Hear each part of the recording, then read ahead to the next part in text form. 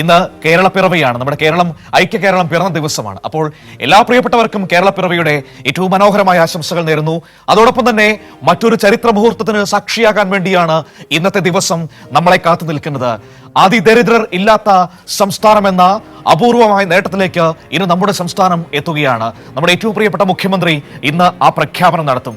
അതിദരിദ്രർ ഇല്ലാത്ത ലോകത്തിലെ തന്നെ രണ്ടാമത്തെ ഭൂപ്രദേശം എന്ന നേട്ടത്തിലേക്കാണ് നമ്മുടെ നാട് ഇന്നെത്തുന്നത്. അഭിമാനം, വാനോളം ഉയരുന്ന അഭിമാനത്തിന്റെ മുൻപിലാണ് ഇന്ന് ഓരോ മലയാളിയും നിൽക്കുന്നത് എന്നതാണ് ഏറ്റവും പ്രധാനപ്പെട്ട കാര്യം. 2021 രണ്ടാം പിണറായി വിജയൻ സർക്കാർ അധികാരമേറ്റ ആദ്യ ക്യാബിനറ്റ് തീരുമാനങ്ങളിൽ ഒന്നായിരുന്നു അതിദരിദ്രർ ഇല്ലാത്ത കേരളം എന്ന നേട്ടത്തിലേക്ക് നമുക്കെത്തണം. മനുഷ്യരെ നമ്മുടെ സമൂഹത്തിന്റെ മുഖ്യധാരയിലേക്ക് കൊണ്ടുവരണം. മനുഷ്യരെന്ന് പറഞ്ഞാൽ അങ്ങനെ വെറുതെ പറഞ്ഞു പോകാൻ കഴിയില്ല.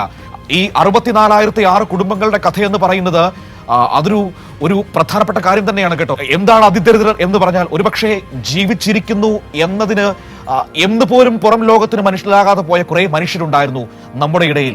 ഒരുപക്ഷെ ഇതുവരെ ഒരു ഭരണ സംവിധാനങ്ങൾക്കും ഒരു ഭരണത്തിന്റെ ആനുകൂല്യങ്ങളും ലഭിക്കാതെ പോയ മനുഷ്യർ.